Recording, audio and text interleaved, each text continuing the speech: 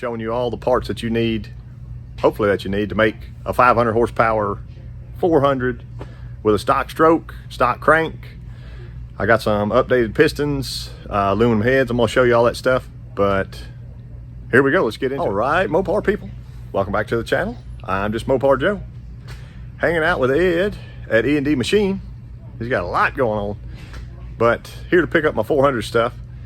If you remember seeing these, actually Ed and I did a comparison between these Edelbrock E Street Big Block Mopar heads and the Trick Flow 240 heads. These have been changed drastically, if you can't notice. Chamber's been polished up nicely. Ed's gonna do me a 3-angle valve job on them. Also, he put them in his machine and de-shrouded here. I've got some really good video of that. I'll show you whenever I get the heads back and they're totally done. They will get milled just slightly, kind of clean up these nicks and burrs and stuff that happened in shipping. But these E Streets are what's going on my 400. See some light port work in here. Opened up some nicely. Hopefully you can see that. They're looking really nice. Shaft mount rockers, of course. I got some updated springs and hardware. Ed will have those assembled for me soon.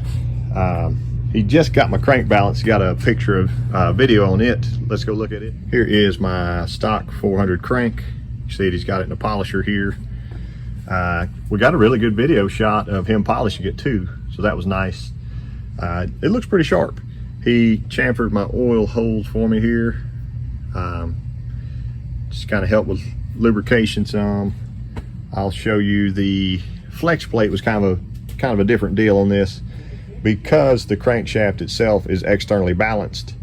The balancer looks a little different and the flex plate looks different for this application, and I'll explain that. So this is my flex plate. This is the one that I brought, and it actually, B&M listed, there's a part number 368974. It's made for a 360 external balance, and you see it has that cutout, so you can use this flex plate on a 360 with a neutral balance converter, so no weights on the converter. From the factory, you would have had weights on your converter. So in order for him to use this correctly to balance my engine, he had to put these holes here to offset that.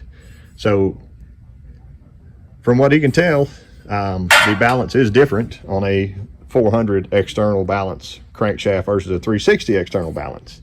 So don't think, which in my mind, oh, I could just bolt this from one to the other. The balance would have been off. So that's why we're not doing that. This is a 440 external balance flex plate, and you see it has the weight there. He did try that on the engine, and you see the amount of clay that he was having to add there. So he would have had to weld and add weight to this to use it. Instead, he put this one back on, spun it up, needed to take some out. So now it's balanced within, I think, 0.4 of a gram or something, front to rear. So it's gonna be really nice for that. As we load the block and stuff, I can show you it. Here are my 400 pistons. These are the good old Keith Blacks. You've been seeing them pop up a lot lately. They've been totally balanced to each other here. 30 over flat tops. I'll get you a part number. There we go. KB 240-30 or .30 and 880 grams. It's kind of what they start out as. So like that one's 881.7, etc. It goes on. But these are the low buck kind of pistons that you can buy for your engine and raise that compression up some. I got those and the rings. I believe these are my rings down here. UEM rings. Bought those for my buddy Aaron. He gave me a good deal on them because he bought them, wasn't going to use them. So that's kind of how this build came into play. These are some old school Vanderbilt rod bearings that I got from Michigan when I went. That was in an old part stash there. So they are standard, crank steel standard, so that turned out nicely. I gotta get some new main bearings ordered, but I'll probably just go with Clevites on it, full oil and groove there. Comp roller camshaft, here are the specs on it. And y'all wouldn't believe it. There we go, get focused in.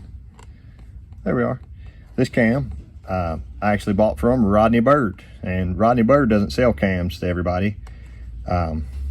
I might be one of the few that he does, but I got this kind of new old stock cam from him. I'll open it and show you real quickly. There we go. I don't have to pull her all the way out. This is actually a hydraulic roller, and we're going to do something special with that. I will show you that later. And it's a billet core, so that's really nice. It's unran. Ed did check it for me. You see he wrote pre-checked here, and the date, Mojo, that's me, to be sure it was straight.